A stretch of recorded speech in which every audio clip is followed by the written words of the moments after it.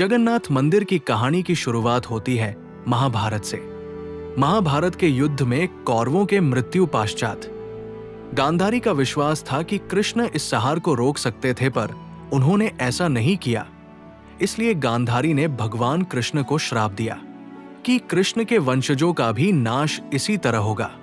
और फिर 36 साल बाद यदुवंशियों में झगड़ा होने के बाद उनका विनाश हो गया। श्री कृष्ण भी एक दिन द्वारका के बाहर एक पेड़ के नीचे सोए हुए थे। तभी उनके पैर के लाल रंग को हिरण की खाल समझकर जरा नामक शिकारी ने तीर चला दिया। वो तीर श्री कृष्ण के पैर के अंगूठे में लगने के कारण उनका खून बहने लगा।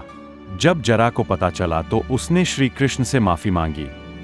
तब कृष्ण ने जरा से बोला कि तुमने अपराध नहीं किया है। त्रेता युग में तुम वानर राज बाली थे और मैंने पेड़ के पीछे छुपकर तुम्हारा वध किया था, जो युद्ध के नियमों के विपरीत होने के कारण तुम्हारे हाथ से मेरी मृत्यु अटल थी, तो तुम माफी मत मांगो। खून बहने के कारण श्री कृष्ण की मृत्यु हो गई। फिर जरा ने अर्जुन को सारा वृतांत बताया।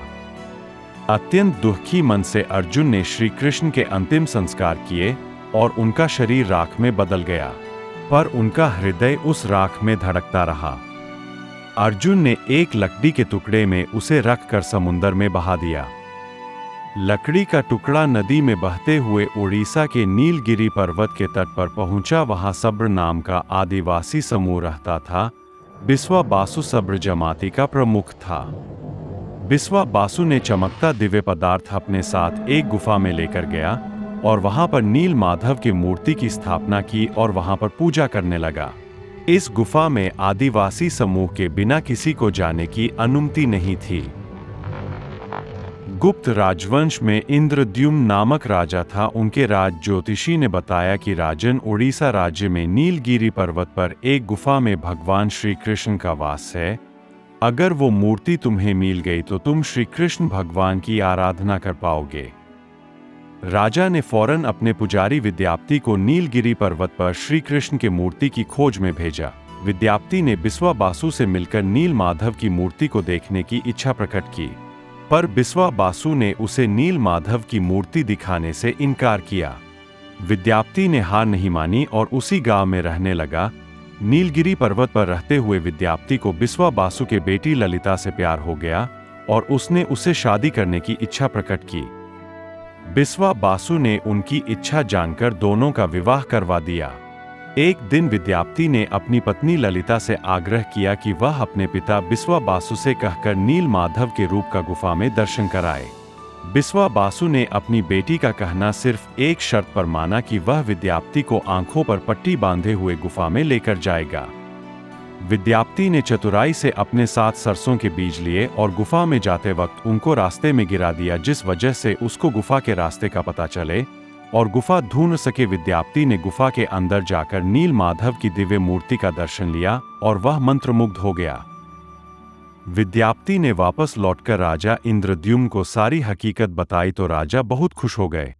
विद्यापति राजा को सरसों के बीज वाले रास्ते से गुफा में लेकर गए, पर नील माधव की मूर्ति अदृश्य हो चुकी थी।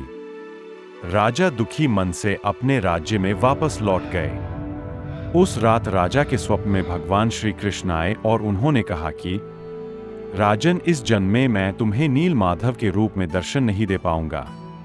तुम पुरी के समुद्र तट पर जाओ। वहां पर एक बहुत बड़े सुगंधित लकड़ी के तख्ते में उस पर हर जगह शंख, चक्र, गदा और पद के चिन्ह होंगे।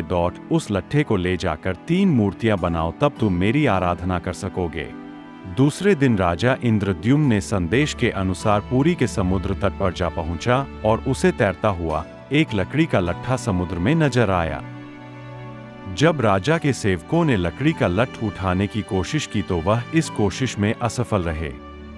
तब जाकर राजा ने आदिवासी नेता बिस्वा बासु की मदद से लकड़ी के लट्ठे को महल में लाया गया, पर कोई भी कुशल कारीगर उस लकड़ी के लट्ठे से नील माधव की मूर्ति नहीं बना पाया।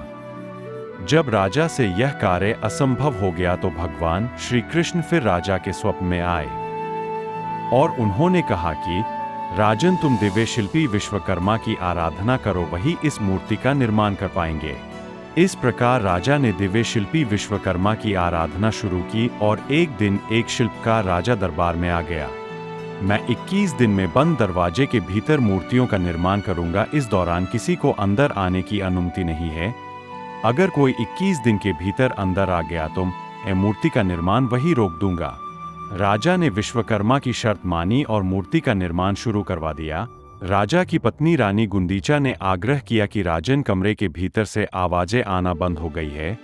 किसी सेवक को भेजकर मूर्ति के निर्माण में कोई बाधा तो नहीं, यह पता करवाना चाहिए। रानी गुंडीचा की जीद पर राजा ने सेवक को बोलकर कमरे के द्वार खोल दिए। तब शिल्पकार विश्वकर्मा गायब हो गए और पीछे 3 अधूरी मूर्तियां छोड़ गए। राजा को शिल्पकार के शर्त न मानने पर बड़ा दुख हुआ और इसलिए भगवान जगन्नाथ के हाथ और पैर अधूरे हैं। जब राजा मूर्तियों के पास गया तो उसे भगवान श्री कृष्ण के हृदय के धड़कन की आवाज सुनाई दी। राजा ने वह तीनों मूर्तियों को ले जाकर मंदिर में स्थापित किया, जिसे आज भगवान जगन्नाथ, भगवान बलराम और देवी सुभद्रा के रूप में पुरी के मंदिर में पाया जाता है।